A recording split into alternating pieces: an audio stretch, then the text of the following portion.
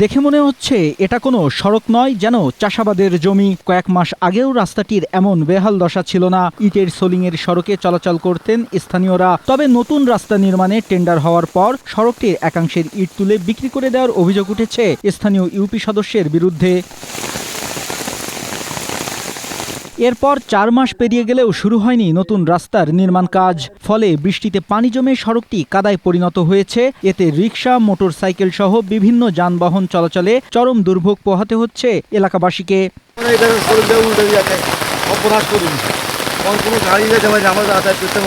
লক্ষ্মীপুরের চন্দ্রগঞ্জ উপজেলার হাজিরপাড়া ও উত্তর জয়পুর ইউনিয়নের সীমান্তবর্তী চৌপল্লী থেকে আলাদাতপুর পর্যন্ত 60 থেকে 70 মিটার সড়কের এ অবস্থা।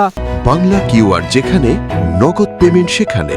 সারা দেশে 10 লাখেরও বেশি মার্চেন্টে নগদে পেমেন্ট করুন খুব সহজে।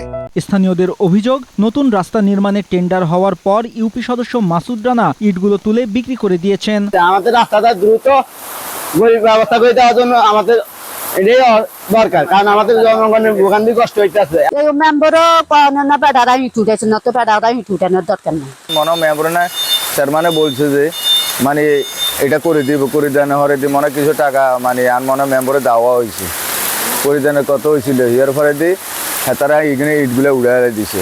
তবে অভিযোগ অস্বীকার করেছেন অভিযুক্ত ইউপি সদস্য মাসুদ রানা। তিনি জানান, ঘটনাস্থলটি তার ওয়ার্ডের আওতাভুক্ত নয়। আমার ওয়ার্ডের বাইরে, আমার ইউনিয়নের বাইরে। হ্যাঁ, রাস্তাটা আমার হাত ধরেই অনুমোদন হয়েছে, এটা সঠিক, এটা এলাকাবাসী সবাই সাক্ষী দিবে। ঠিকাদারের গাফিলতির কারণে আসলে আজকে এই দুর্ভোগটা। এ ব্যাপারে লক্ষ্মীপুর সদর উপজেলা প্রকৌশলী মোহাম্মদ ইকবাল হোসেন জানান, সরকারি রাস্তার ইট বিক্রির কোনো এখতিয়ার কারো নেই। আমার কথাটা একটু বলি, সেটা আমি যত জানি আমার সাথে কালকে তারা আমি ফোন দিছি, বলছে এগুলো ঠিকঠাক করে। আজকে আমি গেছিলাম ওখানে, আমাদের অফিস আছে, পরে শুনলাম ইউনো ম্যাডাম নাকি তাকে বলে দিতে আজকের ভিতরে এইটা আবার বিছাই দিতে। আমি যাই, আমি যে খোঁজটা পাইলাম যে সেইগুলি বিছাই দিতে। তদন্ত করে দায়ীদের বিরুদ্ধে ব্যবস্থা নেওয়ার পাশাপাশি দ্রুত সড়কটির কাজ শুরু করার দাবি স্থানীয়দের। Desk report, Asia post.